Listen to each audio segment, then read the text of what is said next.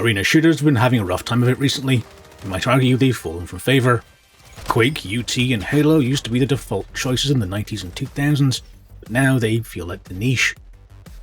More recently, we've seen Quake Champions find a modest player base, at least on Steam anyway, where it really hasn't peaked over 2,000 concurrent players since the start of the year, according to SteamDB.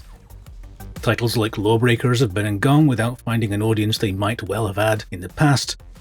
And even Epic, with the massive hit of Fortnite on its hands, decides to shut down the development of Unreal Tournament. There's a question though, could we be reaching the saturation point for skilled shooters like Overwatch, Paladins and so on? And people burned out in Battle Royale, looking for something more immediate to fill their FPS lust, could now be a tipping point for people's tastes. And of course, don't forget to hit a thumb button if you like or dislike this video, or your feedback is appreciated.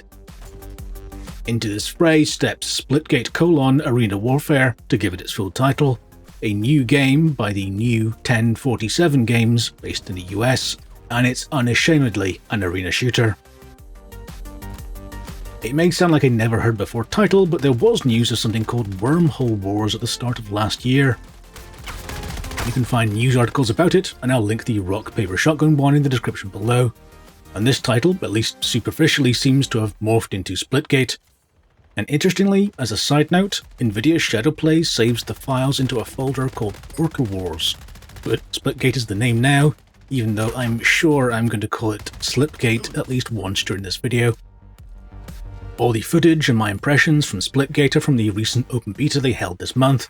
The game releases all proper on the 22nd for free, so expect some changes from the exact details you see here. Like I said though, Splitgate is aggressively an arena shooter, proper old school FPS feel. To me, I get strong vibes of classics like UT, Quake 1, Quake 2 and of course Quake 3 Arena. I'm told it feels a lot like Halo as well, but that was actually never part of my childhood. But I can well imagine that being a cornerstone for the design of Splitgate. With that old school shooter ethos comes some really great features that we've been missing for ages.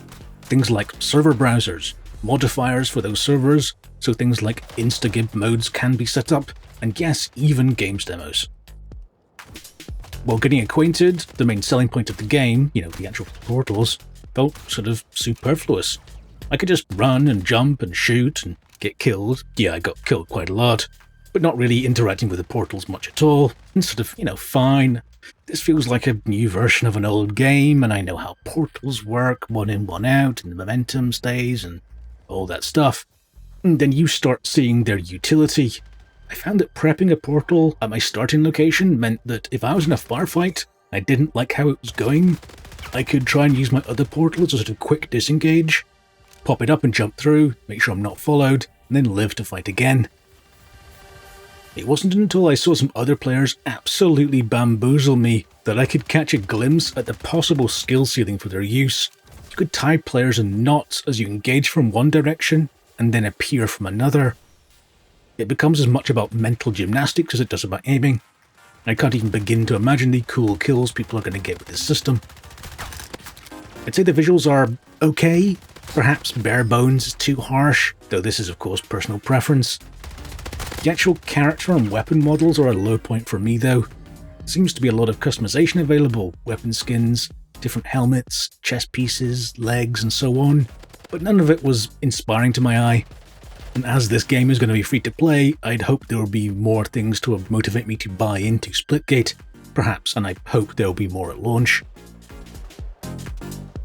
Some of the maps have a sort of Tron neon vibe about them, others are almost more architectural with feel. There's verticality and long falls on some, and then wide open spaces with long sightlines on others. There's a fair bit of variation in the topology and structure, but the visuals are pretty neat too. The core gunplay design felt pretty good. There are a number of different weapon types and styles that you can probably already guess. I'm really one for projectiles, I really the concept of finding them on the map, and then, spawn timers for them and such. So I used a strength of the server modifier system to find a nice server that spawned everyone with SMGs, and suddenly the game felt new to me again. It was all about aim now and learning portal strats. On the downside, I think the overall weapon hit feedback wasn't that great or really that rewarding. The hit sounds themselves feel weak. It made me miss Dirty Bomb all over again. and the kill noise wasn't very inspiring. Also, there's no top-of-the-screen notification for kills, it's just a small kill feed on the left side, so you can't sort of read it with your peripheral vision like you do. You get that sort of hit of dopamine as it underlines a sort of job well done. It feels like the feedback on that core gameplay loop could feel a lot more rewarding with a few changes. Also on that side, there felt like there was something odd with the damage feedback too. Sometimes I'd die without really knowing from where, and okay, that's not unusual in a new game, particularly one that can have a very small time to kill, but there were times where I'd surprise other people and they'd seemingly not know where I was attacking them from either. I see from the videos that there are directional hit indicators. It certainly didn't feel like it was as readable or as intuitive as it could be. Performance felt pretty good. Whenever I looked at my frames in game, it felt like 80s, 90s, and sometimes into 3 figures.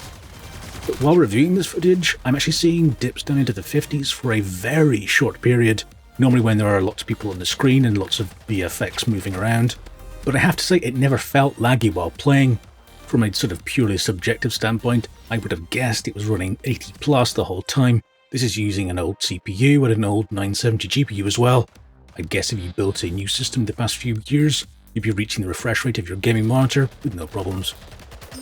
Unfortunately, I've no idea about the monetization model though. This was just the beta. If I had to guess, I'd imagine they won't do anything even remotely towards pay to win, as that would affect a core tenet of their game, namely it being a level playing field where skill is everything. So, is it worth playing? Well, if you like those old school arena games, then I'd certainly give Splitgate a try. Even if you're playing other games, something like Splitgate in deathmatch mode would work really well as like a warm-up for your aim. There's an immediacy to how quick you can get into the action that allows you to sort of turn it on and off like a tap. Also, it's live and free on the 22nd, so there's nothing to lose by seeing if your railgun aim is quite as good as you remember. I'll of course link the homepage and Steam store page in the description below. But first, let me know your thoughts and feelings by leaving a comment below right now. I'll be reading every single one of them. What do you think of Splitgate? Did you play those classic arena shooters like Quake, UT and Halo? And are you planning to try Splitgate when it launches? Please do hit the thumb button, tap the old subscribe dealie for more gaming goodness, and thanks so much for watching. I'll see you next time. Take care.